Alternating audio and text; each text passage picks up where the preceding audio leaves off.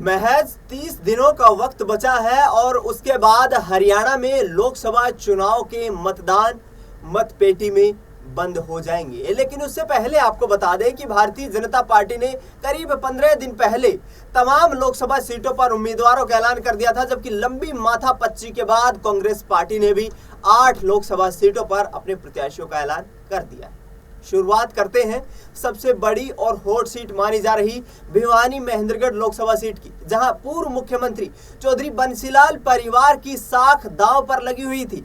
लेकिन श्रुति चौधरी, जो कि भिवानी महेंद्रगढ़ लोकसभा सीट से 2009 में सांसद बनकर के आई थी, 2014 और 2019 में चुनाव हारने का खामियाजा उन्हें 2024 में इस कदर भुगतना पड़ा कि यहां पर राव दान सिंह, जो कि महेंद्रगढ़ के वर्तमान विधायक हैं, उनको चुनावी मैदान में लोकसभा चुनाव में उतार दिया गया है भिवानी महेंद्रगढ़ लोकसभा सीट से। और ऐसे में ये लड़ाई काफी कांटे की हो गई है, क्योंकि एक तरफ जननायक जनता पार्टी की तरफ से राव बहादुर सिंह को चुनावी मैदान में उतारा गया है, जबकि राव दान सिंह को यहां कांग्रेस पार्टी ने टिकट दिया है। वहीं भारतीय जनता पार्टी की बात करें तो चौधरी धर्मवीर सिंह, जो वर्तमान में सांसद हैं, उनको तीसरी बार चुनावी मैदान में दांव पर लगाया गया है। ऐसे में इससे आगे बढ़ने की कोशिश करते हैं करनाल सीट, जहां से पूर्व मुख्यमंत्री मनोहर लाल खट्टर चुनाव लड़ रहे हैं। उनके खिलाफ यूथ कांग्रेस प्रदेश अध्यक्ष दिव्यांशु बुद्धि राजा को चुनावी मैदान में उतारा गया है और दिव्यांशु लगातार युवाओं के और किसानों के मुद्दों पर मनोहर लाल खट्टर को काफी घेरते हुए नजर आए थे। रोहतक सीट की बात करें तो यहाँ पर परिचित चेहरे दीपेंद्र सिंह हुड्डा को कांग्रेस पार्टी ने अपना उम्मीदवार बनाया है। सिरसा, जो कि आरक्षित लोकसभा सीट है, कांग्रेस पार्टी की दिग्गज नेत्री कुमारी शैलजा चुनाव लड़ती हुई नजर आएंगी। अंबाला से वरुण चौधरी मुलाना को चुनावी मैदान में उतारा गया है। हिसार लोकसभा सीट, जो कि एक हॉट सीट मानी जाती है हरियाणा में, वहां से ब्रिजेंद्र सिंह, जो वर्तमान सांसद है, उनको उम्मीदें थी कि कांग्रेस पार्टी में शामिल होने के बाद उनको टिकट मिलेगी, लेकिन वहां से जयप्रकाश को चुनावी मैदान में उतार दिया गया है। वही जयप्रकाश, जो कि हुड्डा के काफी करीबी माने जाते हैं और इसके साथ साथ आदमपुर से उपचुनाव भी लड़ चुके हैं। इसके साथ बात करें तो सोनीपत लोकसभा सीट से चौधरी भूपेंद्र सिंह हुड्डा के करीबी माने जाने वाले सत्यपाल ब्रह्मचारी को मैदान में उतारा गया है। ऐसे में कांग्रेस पार्टी और भारतीय जनता पार्टी के बीच अब चुनावी उम्मीदवारों की सूची आने के बाद ये लड़ाई काफी कांटे की हो गई है, क्योंकि बीजेपी ने एक तरफ तमाम उन चेहरों को चुनावी मैदान में उतारा है जो 2019 के लोकसभा चुनाव में जीत दर्ज करके आए थे, लेकिन दूसरी तरफ कांग्रेस ने उन तुरुप के इक्को पर दाव लगाया है जिनमें कहीं ना कहीं टक्कर देने का मादा दिखाई देता है। इस पूरे घटनाक्रम पर चर्चा करेंगे। मेरे वरिष्ठ सहयोगी अमन जी मेरे साथ मौजूद है। अमन जी, आपका बहुत बहुत स्वागत है। सबसे पहले बात कर लेते हैं यहाँ पर हिसार लोकसभा सीट की। अमन जी, ब्रिजेंद्र सिंह भारतीय जनता पार्टी की टिकट पर 2019 का लोकसभा चुनाव जीतते हैं, लेकिन 24 में कांग्रेस पार्टी में शामिल होते हैं, टिकट कट जाता है, जेपी को वहां से टिकट मिल जाता है।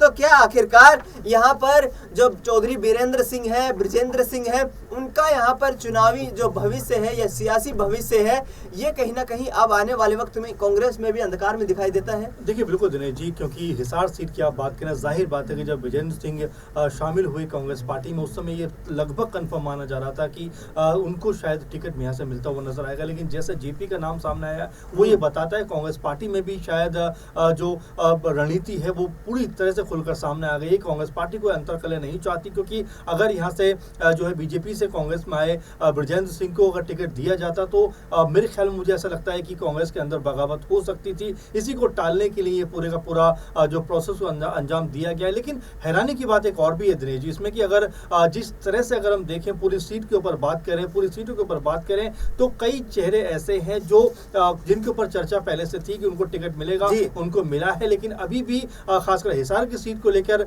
जो लोग हैं खासकर वो ये समझ नहीं पा रहे हैं कि आखिर ब्रिजेंद्र जो है उनको टिकट ना दिए जाने का कारण क्या है, क्योंकि जिस उत्साह के साथ उन्होंने कांग्रेस पार्टी में कमबैक किया था उसको लेकर उम्मीदें पूरी तरह से परवान थी कि उनको टिकट मिलेगा। वहीं अगर बात करें कुमारी शैलजा को लेकर भी बात हो रही थी कि उनको टिकट मिलेगा या नहीं मिलेगा, उनको भी टिकट दिया गया। वहीं गुरुग्राम की सीट अभी जो फाइनलाइज नहीं की गई। तो ऐसे में कांग्रेस पार्टी ने भले ही 10 में से लगभग 8 या 9 के आसपास कह सकते हैं कि अनाउंसमेंट कर दिए हैं, लेकिन फिर भी जो कई चेहरे ऐसे हैं जिनके ऊपर लगातार बात होती रहेगी, क्योंकि इन चेहरों को लेकर क्या आपस में बगावत के मूड थे, इसलिए उनको नहीं उतारा गया। हमने देखा राजस्थान में जब राहुल कासवान कांग्रेस पार्टी में शामिल होते हैं उनको तुरंत टिकट दे दिया जाता है, लेकिन यहाँ से जिस तरह से ब्रजेंद्र और उनके पिता वीरेंद्र दोनों शामिल होते हैं कांग्रेस पार्टी में और दोनों को ही यहाँ पर दरकिनार एक तरीके से कहा जाएगा कि कर दिया गया है। तो क्या ऐसे में एक बार फिर उनका जो सियासी भविष्य है दिनेश जी, क्या यहाँ से वो संकट में दिखाई पड़ता है? देखिए जाहिर सी बात है, क्योंकि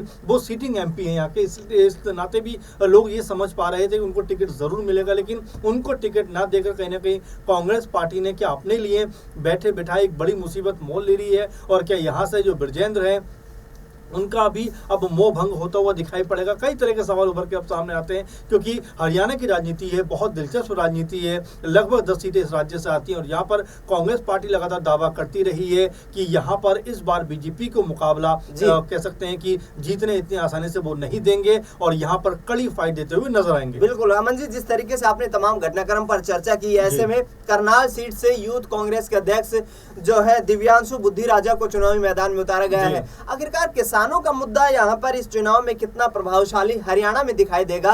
जिस तरीके से कांग्रेस पार्टी लगातार किसानों के मुद्दे पर भाजपा को घेरती रही है, वहीं वर्तमान में जितने भी भारतीय जनता पार्टी के और जननायक जनता पार्टी के जो प्रत्याशी हैं उनको भी विरोध का सामना करना पड़ रहा है। क्या कांग्रेस को इसका फायदा मिलेगा? देखिए जाहिर बात है, महत्वपूर्ण मुद्दा आपने उठाया, क्योंकि देखिए किसानों का विरोध कहीं ना कहीं जो झेलने को मजबूर हो रहे हैं बीजेपी और जेजेपी के तमाम जो कह सकते हैं लोग, जब भी गाँव में या कुछ जो शहरों में या कहीं पे भी जा रहे हैं, एक अलग तरह का माहौल उनके खिलाफ बनता हुआ दिखाई पड़ता है, क्योंकि लोग यही बात कह रहे हैं कि भाई जब हमें जरूरत थी उस समय आप हमारे सामने खड़े नहीं हुए। आप देखिए नवीन जिंदल भी जब अपने क्षेत्र में चुनाव प्रचार के लिए पहुंचते हैं उनको भी विरोध का सामना करना पड़ता है। कहते हैं लोग कि भाई आपको आखिर क्या जरूरत आन पड़ गई बीजेपी में जाने की, आप तो वैसे ही इतने पावरफुल आदमी हो, क्यों आपने ये किया? और जब किसानों को आपकी जरूरत थी, किसानों को आपकी एक तरीके से आपकी आवाज की जरूरत थी, आप चुप रहे। अब जब वोट का कह सकते हैं कि दिन नजदीक आ रहे हैं तो आप हमारे सामने आ गए कि हमें वोट दीजिए, उन्होंने तुरंत इसका बहिष्कार कर दिया। आप समझ सकते हैं कि स्थिति कितनी कठिन है बीजेपी के तमाम प्रत्याशियों के लिए, खासकर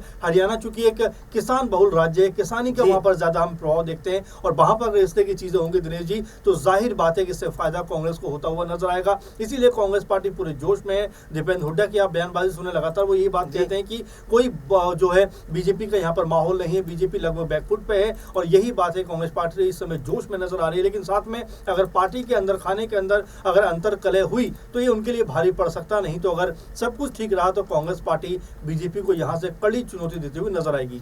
बिल्कुल, यहाँ पर भारतीय जनता पार्टी को कड़ी चुनौती देते हुए कांग्रेस पार्टी नजर आने वाली है, क्योंकि करीब 2 महीने पहले जो जननायक जनता पार्टी सरकार में साझेदार पार्टी होती थी, वर्तमान में दोनों एक दूसरे के राजनीतिक दुश्मन बन चुके हैं और ऐसे में जननायक जनता पार्टी भी तमाम 10 सीटों पर चुनाव लड़ने का ऐलान कर रही है। ऐसे में जिस तरीके से दुष्यंत चौटाला लगातार सवाल खड़े कर रहे हैं, ये वाकई में अब कहीं ना कहीं बीजेपी के लिए मुश्किलें बढ़ाने वाला होगा, क्योंकि जो वोट बैंक इकट्ठा हुआ था वो छिटपुट हो चुका है और यहाँ पर जो आने वाले वक्त में दोनों पार्टियों के बीच अब कड़ी टक्कर हो गई है। बीजेपी के लिए थोड़ा एज नजर आ रहा था, लेकिन अब कांग्रेस पार्टी टक्कर देने की स्थिति में दिखाई दे रही है। अमन जी, आपने तमाम जानकारी साझा की, आपका बहुत बहुत शुक्रिया। देश दुनिया की तमाम बड़ी खबरों के लिए आप देखते रहिए SPN 9 न्यूज।